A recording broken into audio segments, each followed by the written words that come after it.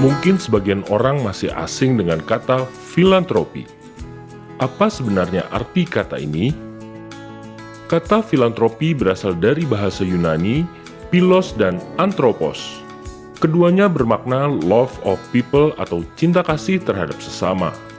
Kata filantropi ini juga sering diartikan berbagi sumber daya pribadi untuk kepentingan dan kemaslahatan bersama atau sharing private resources for public benefit. Nah, apa saja sumber daya ini? Bentuknya bisa berupa uang, barang, ide atau pemikiran, tenaga, dan jaringan.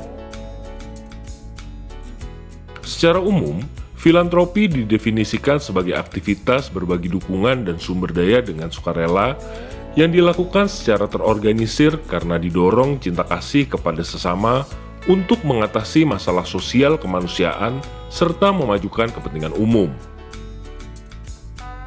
Di Indonesia, kegiatan filantropi ini telah dilakukan sejak dulu melalui konsep gotong royong. Awalnya, filantropi di negara ini dimulai dari kegiatan amal tradisional dan berdasarkan tradisi agama. Bentuknya pun direct giving atau bantuan langsung yang hanya berdampak jangka pendek. Lalu, siapa saja yang bisa terlibat dalam filantropi ini?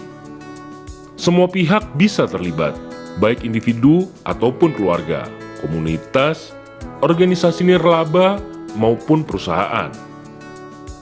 Saat ini ada banyak organisasi yang mengelola dan mengembangkan filantropi secara profesional dan berkelanjutan, seperti Yayasan Keluarga, Yayasan Perusahaan, Yayasan Keagamaan, Yayasan Komunitas atau Yayasan Independen.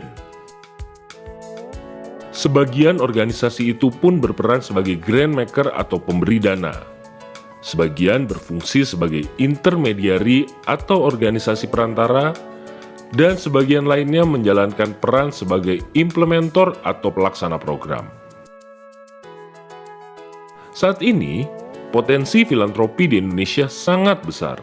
Potensi zakat misalnya, sebagai salah satu bentuk filantropi, diperkirakan mencapai 200 triliun rupiah. Sementara sumbangan perusahaan pada tahun 2014 mencapai 12,4 triliun rupiah. Tak heran jika CAF World Giving Index 2017 menempatkan Indonesia sebagai negara paling dermawan nomor 2 sedunia setelah Myanmar. Sayangnya, potensi filantropi Indonesia belum terkelola dan didaya gunakan secara optimal karena beberapa faktor. Pertama, pola menyumbang masyarakat masih bersifat karitatif, direct giving, dan berorientasi jangka pendek. Kedua, data dan informasi terkait filantropi masih minim.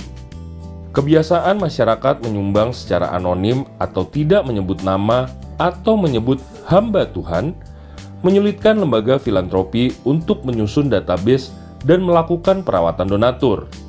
Selain itu, sejumlah kebijakan pemerintah terkait pengaturan yayasan dan penggalangan sumbangan belum sepenuhnya mendukung kegiatan filantropi.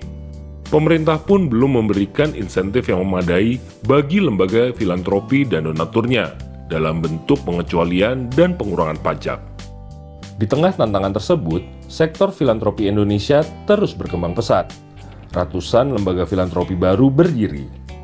Sementara pendayagunaan sumbangan meluas ke program yang strategis dan jangka panjang, seperti pelestarian lingkungan, pemberdayaan ekonomi, perlindungan perempuan dan anak, sampai advokasi kebijakan. Metode menyumbangnya pun mulai bertransformasi dari cara-cara manual ke digital. Pemerintah juga mengakui peran dan kontribusi filantropi dan menempatkannya sebagai salah satu dari mitra strategis dan pemangku kepentingan dalam pencapaian tujuan pembangunan berkelanjutan atau Sustainable Development Goals atau SDGs berdasarkan Peraturan Presiden Nomor 59 Tahun 2017. Dengan semakin pesatnya perkembangan filantropi di Indonesia, maka dibutuhkanlah wadah yang dapat memfasilitasi, memberikan arahan, serta mengadvokasi kepentingan para penggiat filantropi. Perhimpunan Filantropi Indonesia pun hadir sebagai fasilitator dan pendukung sektor filantropi di tingkat nasional maupun global. Keberadaan perhimpunan ini pun dimaksudkan untuk memajukan dunia filantropi di Indonesia agar bisa berkontribusi dalam pencapaian keadilan sosial dan pembangunan berkelanjutan.